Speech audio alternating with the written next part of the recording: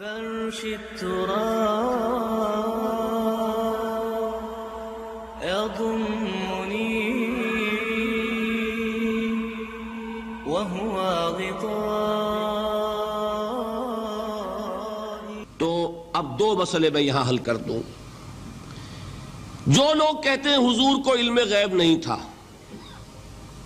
اور جو کہتے ہیں تھا، بدقسمتی سے دونوں نے ڈیفینیشن علیحدہ کر لی. جو ڈیفینیشن نفی کرنے والوں نے کی ہے اس کی وجہ سے، اس کے اعتبار سے واقعتاً نہیں تھا. انہوں نے ڈیفینیشن یہ کی ہے، تعریف یہ کی ہے، وہ علم جو خود حاصل ہو جائے. اللہ کا عطا کردہ علم جو ہے وہ کہتے ہیں وہ غیب نہیں ہے. تو وہ بھی مانتے ہیں کہ ہر علم جو حضور کو حاصل ہے وہ اللہ کا عطا کردہ. میں سائی والی میں یہ سارے مرحلے میں نے طے کیے نا اپنے زمانہ طالب علمی میں. مولانا منظور احمد شاہ صاحب ہیں سائی وال میں ایک، میں ان کے پاس حاضر ہوا. میں نے کہا جی یہ مسئلہ کیا ہے علم غیب کا، مجھے ذرا سمجھائیں. انہوں نے ایک کتاب اپنی نکالی کہ دیکھیے صاحب، ہم حضور کے علم کے بارے میں یہ باتیں مانتے ہیں. حضور کا علم حادث ہے، قدیم نہیں ہے.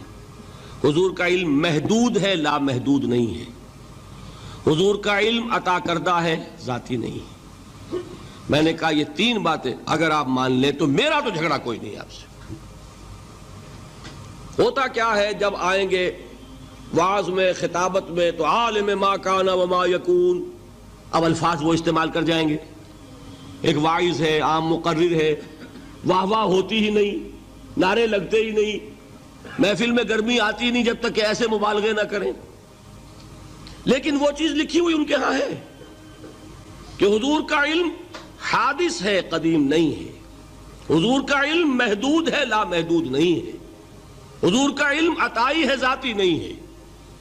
ان تینوں چیزوں کے بعد کوئی بڑے سے بڑا وہابی اور بڑے سے بڑا اہل حدیث بھی انکار نہیں کرتا.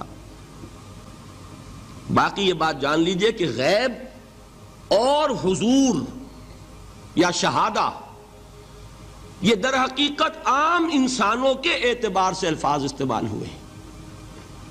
جب قرآن میں کہا جاتا عالم الغیب والشہادہ، اللہ غیب اور جو ظاہر ہے یا موجود ہے سب کا جاننے والا ہے، تو مجھے بتائیے اللہ کے لیے کوئی غیب ہے؟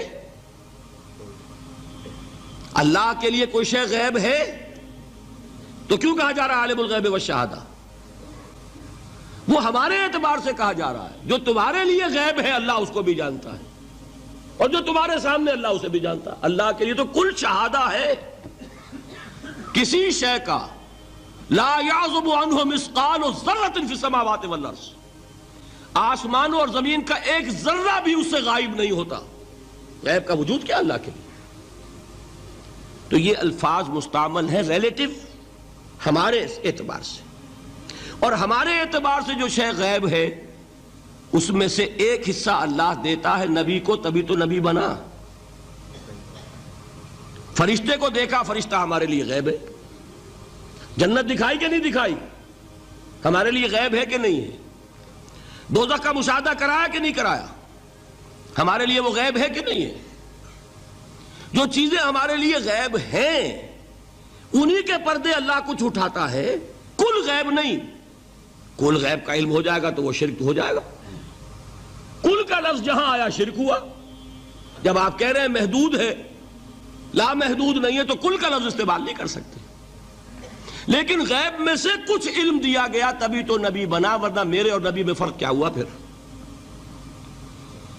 البتہ یہ کہ وہ غیب کا علم ہو یا حاضر کا علم ہو، سائنٹیفک نالج ہو یا وحی کا علم ہو، کوئی بھی علم ہو، آیت الکرسی کے الفاظ نوٹ کیجئے، یعلم ما فی السماوات وما فی الارض، وہ جانتا ہے.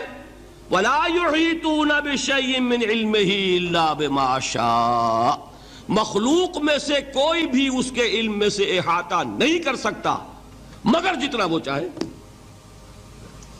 اب یہ بات علیحدہ ہے کہ ہم کون ہے طے کرنے والے کہ ناپیں بیٹھ کر کہ اللہ نے ابراہیم کو کتنا علم دیا.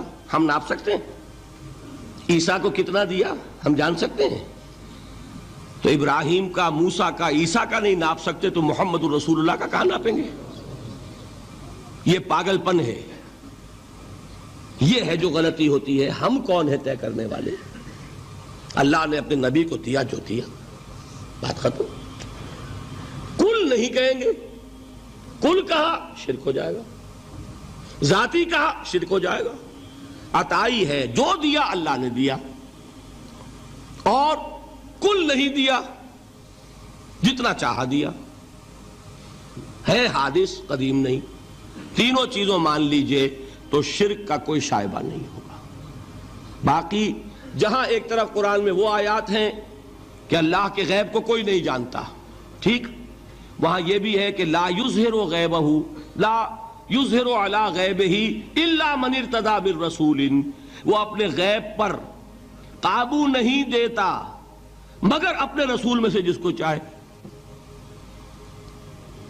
یہ دونوں آیتیں قرآن کی ہے کہ نہیں؟ اسی لیے در حقیقت جو غیب کی نفی کرتے ہیں حضور سے، وہ کہتے ہیں کہ از خود معلوم ہونے والی شے غیب ہے۔ ہم کہتے ہیں از خود تو کوئی بھی شے کسی کو معلوم نہیں، ہمیں حاضر کا علم بھی اللہ ہی دیتا ہے تو ہوتا ہے، غیب کا تو بہت دور کی بات ہے۔ یہ مسئلے بڑے سیدھے ہیں، خام خواہ ہم نے پیچیدہ بنایا ہوا ہے۔ خدا کے لیے ان مسئلوں کو سلجھائیے اور جوڑیے، کاٹنے کی بجائے جوڑنے کی فکر کیجیے کہ بھائی یہ اپنی اپنی جگہ پر علیحدہ علیحدہ تم نے تعریفیں کر رکھی ہیں اس لیے جھگڑ رہے ہو، ورنہ دونوں باتیں صحیح ہیں۔